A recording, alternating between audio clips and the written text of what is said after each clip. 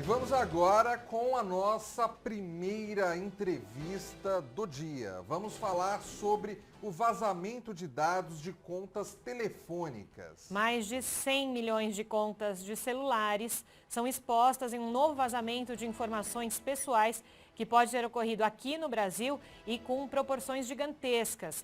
A suspeita é de que haveria envolvimento de operadoras de telefonia celular.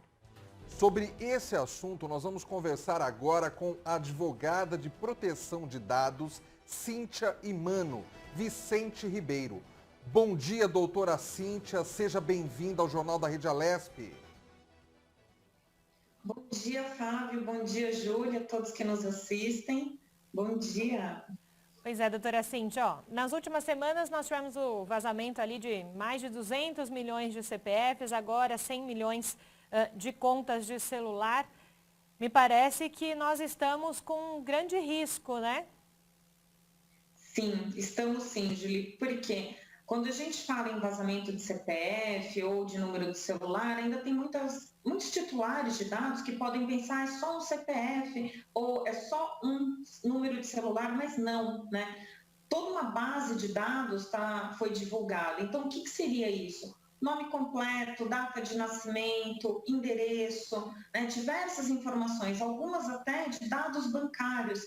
Então, o risco que todos nós estamos correndo com titulares de dados, se os nossos dados desses foram vazados, vai desde uma questão muito simples, como, por exemplo, receber um e-mail se passando por um banco em que é sabidamente que você tenha uma conta, né, pedindo para você clicar em determinado link para atualizar um dado. Isso é um risco, né?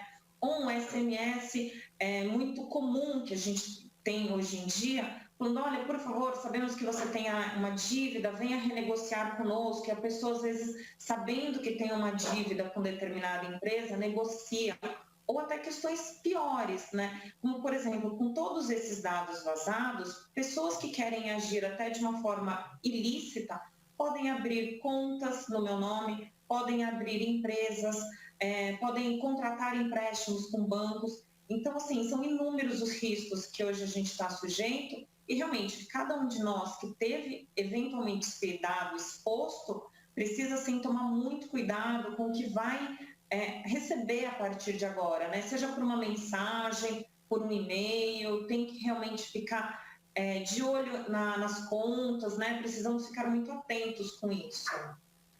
Veja bem, né, Júlia, o que a doutora Cíntia está falando. Como o momento é um momento muito complicado, nesse momento tem muita gente aí com dívida, gente com dificuldade financeira, né? Os golpistas se aproveitam disso, né? Então, às vezes, mandam mensagens ali, se passam, às vezes, por uma empresa que está querendo renegociar a dívida, né? Para, na verdade, colher os dados da pessoa, né? Que oportunismo, né? Mau caráter, oportunismo, mau caráter por parte desses golpistas, né? Ainda mais num momento de fragilidade, né, Fábio? Como você bem disse, nesse momento em que as pessoas necessitam ainda mais de crédito ou precisam usar os seus dados para alguma questão. E uma outra questão também, que daqui a pouco a gente conversa com a doutora, é sobre, no momento em que a Lei Geral de Proteção de Dados efetivamente toma conta do país, essas questões do vazamento vão acontecendo, parece que semana a semana, né? Então, você vê que os criminosos, eles não ligam, né, para essas coisas, né? Já faziam antes, agora com essa Lei Geral de Proteção de Dados. E agora a gente quer entender também com a doutora Cíntia, né, Fábio, como é que ficam essas empresas que tiveram o seu vazamento. Aqui a gente abriu a entrevista falando que algumas operadoras de telefonia podem estar envolvidas nessa questão. É muito sério. Exatamente. E no caso das empresas, né, tem às vezes o sigilo empresarial ali, tem projetos, né, tem coisas sendo feitas dentro de empresas ali que envolve muito dinheiro, envolve muita gente, é uma coisa estratégica também, né? Então, a utilização desses dados dessas empresas torna um crime de uma abrangência, às vezes, que a gente não consegue nem medir num primeiro momento de forma fácil, porque envolve outras empresas, envolve muita gente, envolve muito dinheiro. E pelo que eu estava lendo aqui, Fábio, o pior é que começa o jogo de empurra-empurra, né? Porque as empresas alegam que não. Elas têm as políticas lá de proteção de dados, tem política de transparência, de governança, que a culpa não é delas, a culpa é do hacker que entrou no sistema. Mas espera aí, se o hacker entrou no sistema, o sistema é falho. Haja TI para trabalhar. Exatamente. É por isso que o TI vem crescendo tanto, né, mundo afora, né? Porque realmente existem falhas e essas falhas têm que ser corrigidas. Agora o problema é que essa coisa de tecnologia também, você corrige um problema agora e já vem os hackers, já vem as pessoas ali mal intencionadas e já consegue descobrir outras brechas, né? Então nunca para isso. Me né? parece que esses hackers, eles estão sempre a um passo à frente de quem oficialmente está produzindo uma tecnologia. É estranho pensar assim, mas né, Fábio? Não tem jeito. Exatamente. E aí, voltando ali a essa coisa da boa-fé das pessoas. Né? Então, você está na sua casa, às vezes você está desempregado, liga alguém ou manda uma mensagem falando sobre possibilidade de emprego. Ou às vezes você está devendo e liga alguém ou chega uma mensagem ali de WhatsApp, né, dizendo de renegociação de dívida. Você é bem intencionado, você quer ver o que está acontecendo, se aquilo dali pode ser bom para você, né? Então, é tudo isso que a doutora Cíntia vai nos explicar, vai continuar nos explicando a partir de agora. Doutora Cíntia, eu quero aproveitar até para fazer a seguinte pergunta para a senhora. Com esse vazamento de dados, acaba tendo consequências até bastante graves, né? E o que a gente deve fazer? É válido registrar um boletim de ocorrência numa delegacia ou tem outras formas de se resguardar até mais eficientes? Explica isso para os nossos espectadores, por gentileza. Claro, Fábio. Na verdade, é sempre orientado o boletim de ocorrência, que na verdade ele pode até ser feito na forma eletrônica, né? Não precisa de um titular sair da sua casa e ir até uma delegacia, ainda mais nesses tempos, né? Ele pode acessar o boletim de ocorrência eletrônico. Claro, precisaria ter a confirmação de que o dado dele foi efetivamente vazado, e aí voltamos um pouco naquele aspecto que a Júlia comentou. As empresas ainda não confirmaram o vazamento, né?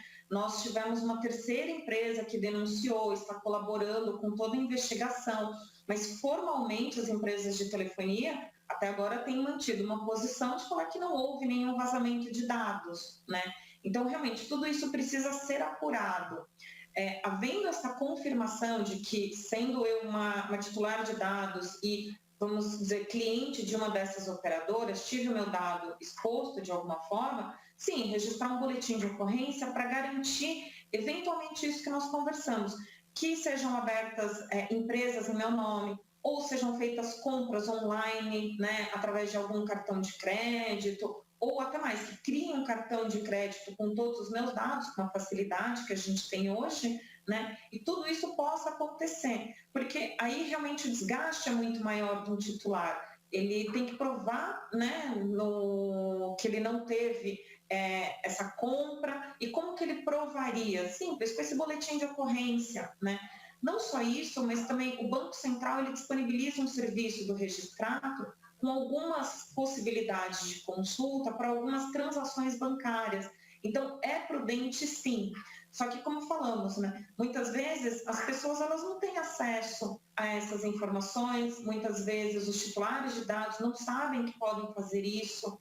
Então, para quem tiver conhecimento, seria prudente. Mas mais importante ainda seriam se as empresas realmente se apurada a responsabilidade no vazamento, que elas viessem a público informar quais são as devidas atitudes a serem tomadas, até mesmo por respeito e cumprimento ao que prevê a LGPD, né?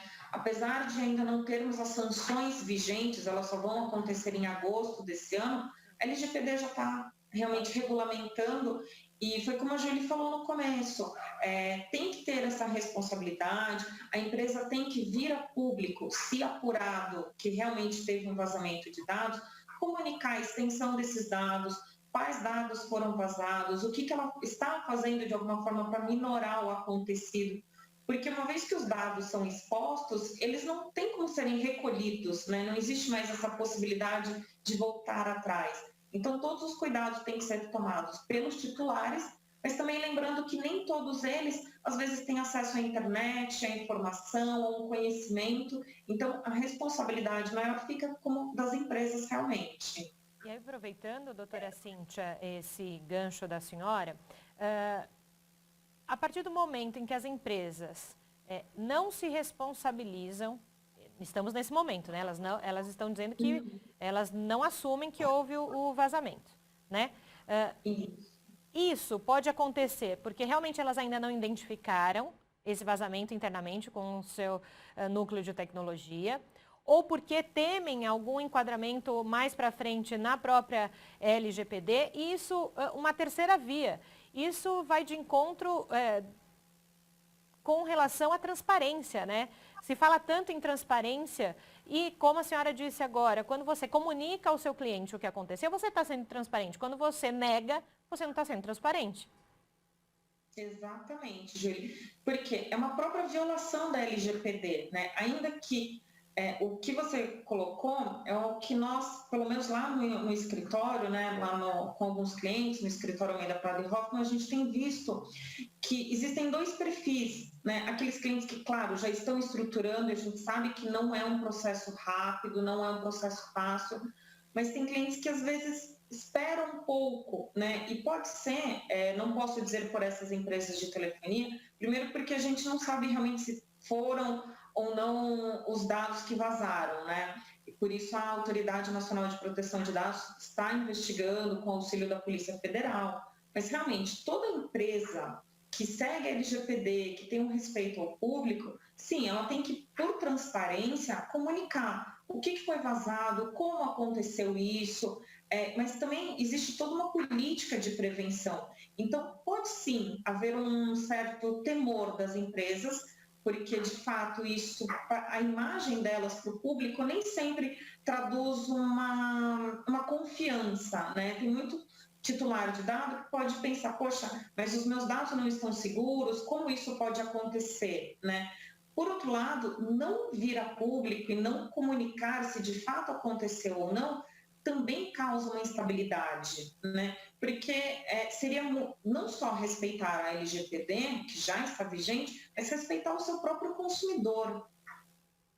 Agora, doutora Cíntia, eu fico ouvindo o que a senhora está nos explicando e fico pensando o seguinte, se realmente vazou esses dados, o que mais pode ter vazado, né? Será que a gente não tem um sistema de informação seguro aqui no Brasil, né? Então eu pergunto para a senhora, esses casos podem gerar uma instabilidade jurídica? A gente pode deparar com problemas ainda mais graves de vazamento do que esses que já se demonstram?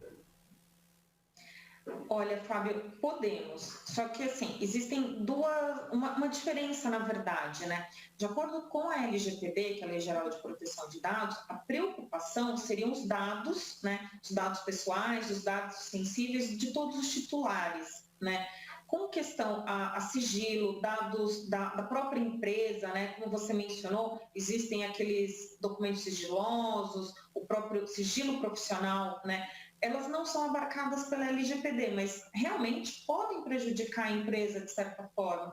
Então, causa uma instabilidade tanto no titular, que não se sente seguro, quanto na empresa, porque da mesma forma que podem ter vazado os dados pessoais dos titulares, podem ter vazados outras informações e isso acaba impactando de certa forma com a concorrência, né? Mas também gera uma instabilidade de uma forma geral, porque nós precisamos de uma atuação realmente de verificar o que aconteceu, né? Que é da Autoridade Nacional de Proteção de Dados. Ela ainda está engatinhando nesse termo de verificar o que houve, mas também tem o Senacom, que já atuou na semana passada com uma outra empresa que teve um vazamento de dados. Então, assim, é uma instabilidade para todos, tanto para nós, titulares de dados, quanto para a própria empresa. Mas, de certa forma, também o reflexo que isso causa em outras empresas, né? Tanto pode servir de exemplo para que outras empresas comecem a se adequar, comecem a entender a preocupação e a responsabilidade com o público, quanto do que isso vai transparecer. Mas realmente, como você disse, causa uma instabilidade jurídica muito grande. Isso me parece, doutora Cíntia, até vai de encontro com o que muitos especialistas em segurança digital já falaram aqui para a gente na Rede Alesp, que o Brasil caminhou, né, com relação a essa proteção de dados a passos lentos, né, se comparado à Europa e Estados Unidos. Pode já ser um reflexo do Brasil ter demorado tanto em pensar algo para proteger o dado do cidadão? Pode, infelizmente pode, Julia, como você falou, são os reflexos que nós temos, né? A LGPD começou a ser discutida, na verdade, poucos anos, quando a gente vem falar em privacidade, realmente, já é um assunto que é muito tenebroso. Quando a gente fala em proteção de dados, se comparar com a Europa, né, que realmente trata da proteção de dados há décadas, nós estamos realmente atrasados. O fato da Lei Geral de Proteção de Dados só ter entrado em vigor em setembro do ano passado, com diversas discussões, né, seja pelo ambiente de pandemia, seja por outras questões econômicas, gerou realmente uma instabilidade e algo que a gente usa muito no meio jurídico, que é essa lei vai pegar ou não. Na verdade, uma lei não pega, né? A gente costuma brincar, o pessoal, né, todos os advogados, meus colegas, nós brincamos que uma lei não se pega. Ela está vigente, ela deve ser cumprida. O problema é que realmente tem muitas pessoas, sejam os titulares, sejam as empresas, que entendem que a proteção de dados, ela não precisa ter um cuidado, né? Só que não é exatamente esse o raciocínio que a gente tem que ter. A lei está vigente, as empresas têm que agir de uma determinada forma, como a lei prevê, né? Então, realmente, estamos atrasados, mas não é só em termos da lei, é uma questão cultural de cada um de nós entender que a gente não pode expor os dados aleatoriamente, né? Se a gente for verificar, 20 anos atrás, para você conseguir o CPF de alguém, era extremamente difícil. Hoje em dia, às vezes, uma busca rápida na internet, a gente consegue mais informações, né? Então, é todo um trabalho de cultura do brasileiro, tanto dos titulares quanto das empresas. Mas, realmente, a gente ainda caminha passos muito lentos. Perfeito. Doutora Cíntia Aimana, advogada de proteção de dados. Obrigada pela contribuição da senhora aqui, pela sua experiência no assunto. Obrigada, Júlia. Obrigada, Fábio. Obrigado, bom dia, bom trabalho. Júlia, realmente esse é um assunto que ainda vai ser muito falado, né? Eu acho que com o passar do tempo, esse vazamento de informações que não deveria ocorrer, vai ocorrer sim, e a gente sempre precisa